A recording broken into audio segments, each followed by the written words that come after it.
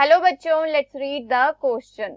Explain the structure of stratified keratinized squamous epithelium. इस question में पूछा गया है कि स्ट्रेटिफाइड केराटिनाइज्ड स्क्वैमस एपिथेलियम के स्ट्रक्चर को एक्सप्लेन करना है कि उसके स्ट्रक्चर में क्या क्या चीजें होती है. तो इस क्वेश्चन के लिए की कॉन्सेप्ट है स्ट्रेटिफाइड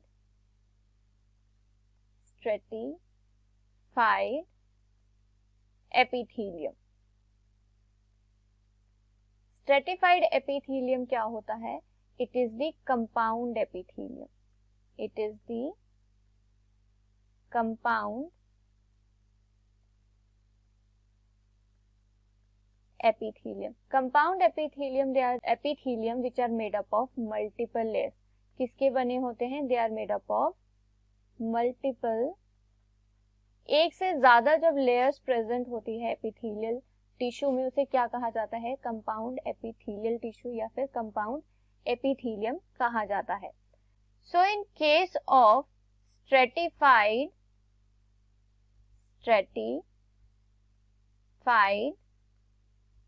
keratinized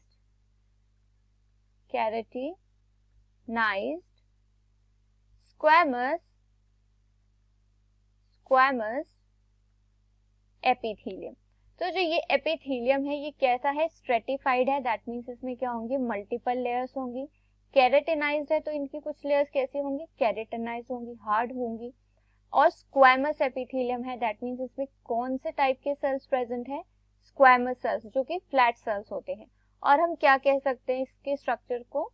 कि it is the epithelium made up of multiple layers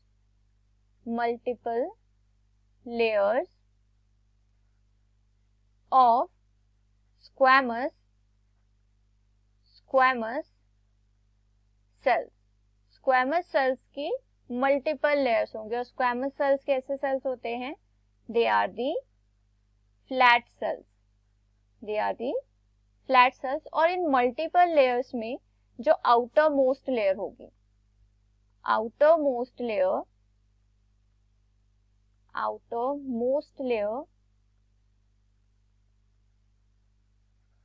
is of dead sales.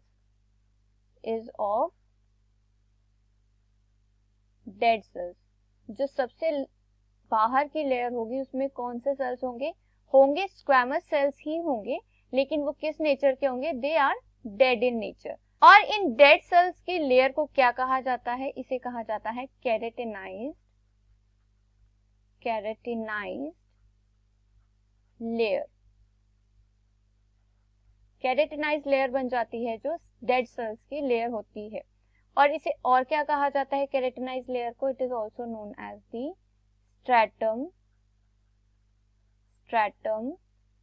Corneum.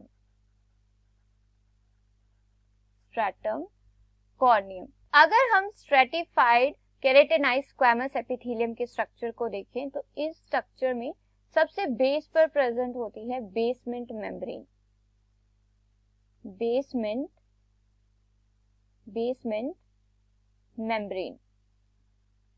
Basement membrane क्या करती है? बेसमेंट मेम्ब्रेन सेपरेट्स दी, क्या करती है? ये सेपरेट करती है epithelial tissue from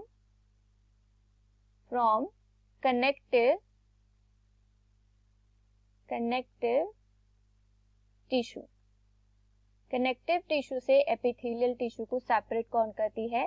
basement membrane. और सभी टाइप के एपिथेलियल टिश्यू में जो है बेसमेंट मेम्ब्रेन प्रेजेंट होती है. बेसमेंट मेम्ब्रेन के नेक्स्ट एक और लेयर प्रेजेंट होती है जिसे कहा जाता है स्ट्रैटम जर्मिनेटिवम. स्ट्रैटम जर्मिनेटिवम क्या होती है? It is a layer of squamous cells. इसमें क्या होते हैं?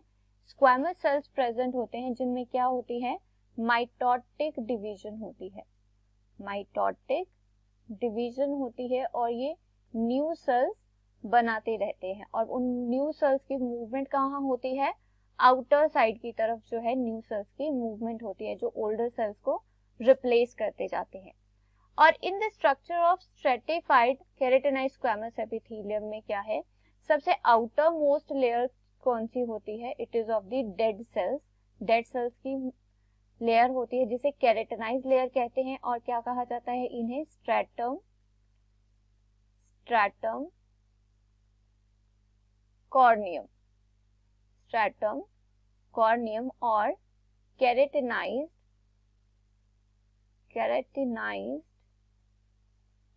layer. In between the stratum corneum and the stratum germinativum, there is a zone known as the transitional zone. क्या कहा जाता है इसे, the zone between stratum germinativum and stratum corneum, it is known as the transitional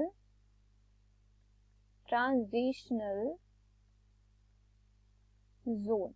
इस zone में कौन कौन से सेल्स होते हैं, न्यू सेल्स भी होते हैं, स्क्वैमस सेल्स भी होते हैं न्यू, और ओल्डर स्क्वैमस सेल्स भी होते हैं, और जो जैसे जैसे बाहर की तरफ मूव होते जाते हैं उनके डेड होते जाते हैं and they are forming the stratum corneum और द केराटिनाइज्ड लेयर.